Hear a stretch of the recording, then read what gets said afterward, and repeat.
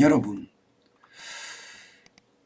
요즘 미국 시장을 보고 있으면요, 물가보다는 경기다, 이런 생각을 지울 수가 없어요.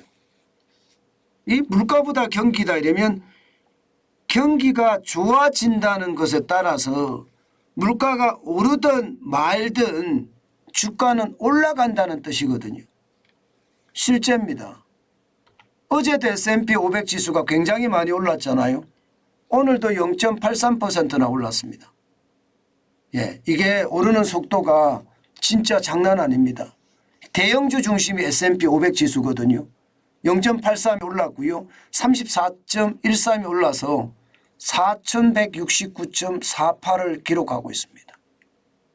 그런데 물가는 장난 아니었거든요.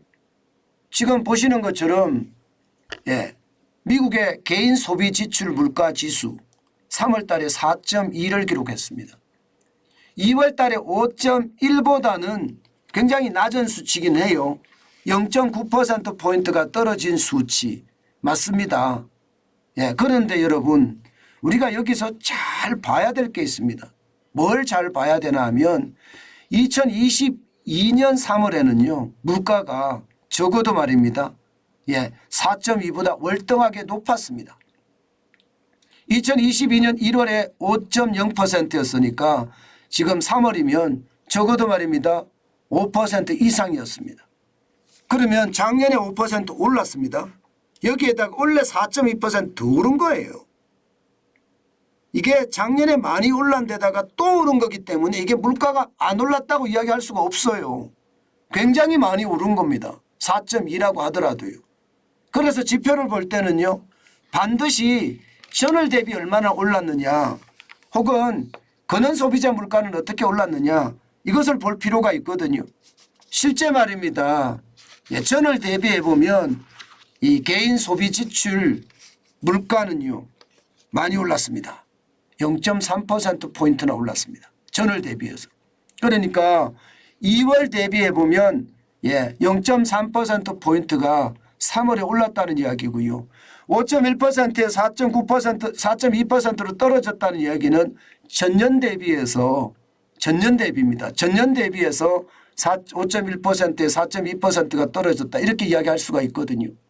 그런데 여러분, 이게 결국은 물가가 굉장히 높다는 뜻이에요. 지금 2020년 5월만 하더라도 0.5%의 개인 소비 지출 물가가 예, 6.8%까지 올라갔었으니까 굉장히 많이 올라갔었습니다. 문제는 여러분, 전월 대비해서 소비자 물가가 안 떨어지는 것은 결국 말입니다. 근원 소비자 물가라고 이야기하는 예, 어떤 물가는 계속 올라간다는 뜻입니다. 여러분 보세요. 지금 예, 근원 소비자 물가, 아니 근원 개인 소비 지출 물가는요. 지금 보시다시피 4.6을 기록하고 있습니다. 이게 근원 소비 PC 물가는요. 예, 기본적으로는 농산물, 계절성이 있는 것은 제외하고요. 또 일시성이 있는 거, 이게 유가 같은 건 제외합니다. 나머지만 가지고 예, 물가를 측정을 하는데 그 물가의 수준이 지금 보시는 것처럼 4.6까지 올라갔다는 거예요. 그러면 물가가 이게 떨어진다고 이야기할 수가 없습니다. 지금 2020년 2월에 5.4가 최고였는데 지금 4월에 4.9였거든요. 올 3월에 4.6이라는 것은 여러분 물가가 엄청나게 올라간다는 거예요. 물가가. 그래서 미국 시장에는 지금 스태그플레이션에 대한 공포가 굉장히 크잖아요. 예, 그런데 이 스태그플레이션, 저성장의 고물가는 가는데 저성장은 아니다. 지금 시장은 그렇게 읽고 있다는 뜻이에요. 그렇기 때문에 시장은 계속 올라가고 있거든요. 여러분 보실래요? 실제 미시간대에서 조사하는 소비자 심리 지수가 3월에 비해서 4월에 많이 올라갔습니다. 62가 63.5가 됐습니다. 1.5%포인트가 올랐습니다. 이렇게 되니까 여러분, 아니 소비 심리가 좋아졌어. 그러면 많은 사람들이 이제 소비를 할 거야. 미국 시장은 소비가 차지하는 비중, 경제 성장에서 소비가 차지하는 비중이 거의 70% 가까이 되니까 소비만 오른다면 경제는 성장할 수 있는 거야. 뭐 이렇게 이야기할 수가 있는 거죠. 그렇기 때문에 물가가 올라가든 말든 소비 심리가 좋아지니까 시장은 너도 나도 주식을 사자 이렇게 지금 가고 있다는 이야기가 되는 거거든요. 저는 시장이 좀 굉장히 혼란스럽다 생각이 들어요. 오늘 시장에서 보면 퍼스트 리퍼블릭 뱅크 있잖아요. 여기 주식은 거의 휴지가 됐습니다. 휴지. 얼마까지 빠졌느냐 하면 말입니다. 3.51달러까지 빠졌습니다. 이게 2월 2일만 하더라도 147달러였거든요. 147달러가 3.51달러가 됐으면 주식이 휴지 조각이 된 거 맞지요. 그만큼 말입니다.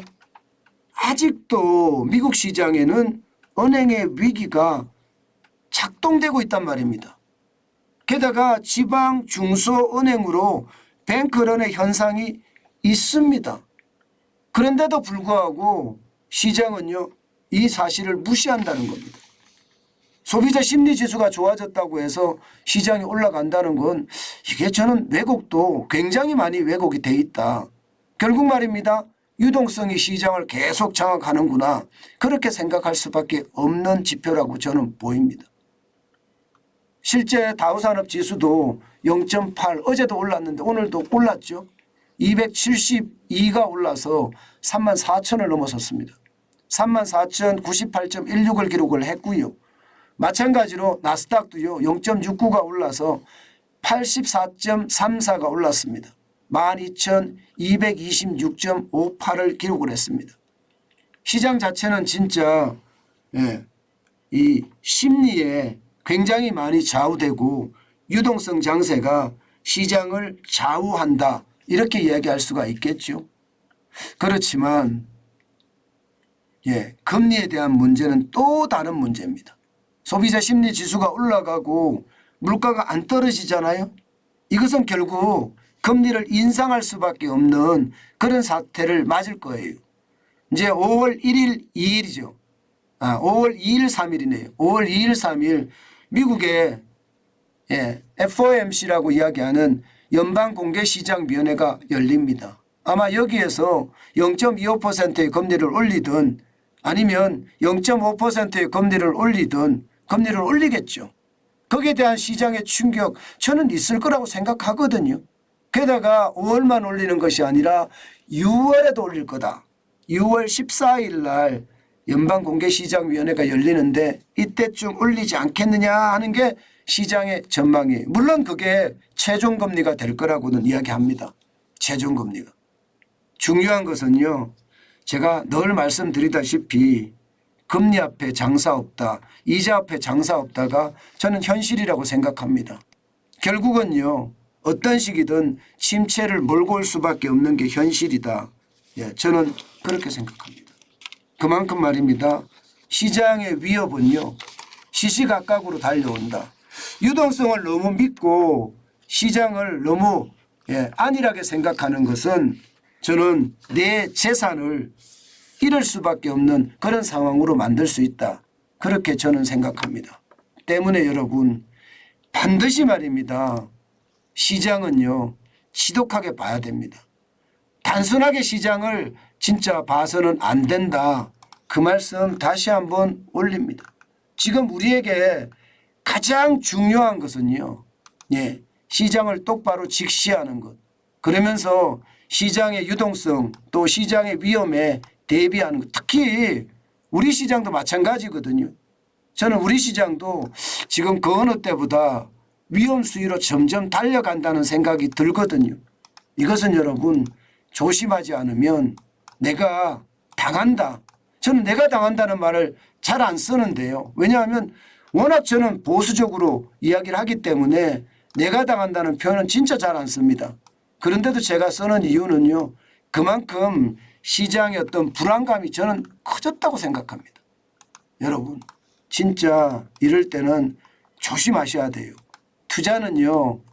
안 그래도 우리는 시장의 주가 조작 때문에 신용의 위기가 지금 점점 와 있거든요. 이게 더 커질 수도 있는 상황입니다. 그렇기 때문에 여러분 조심하시고 또 조심하시는 거. 그래야지 내 자산을 지킬 수 있다는 것 반드시 명심했으면 저는 좋겠습니다. 예, 그만큼 말입니다. 시장의 불안감이 크다는 뜻입니다.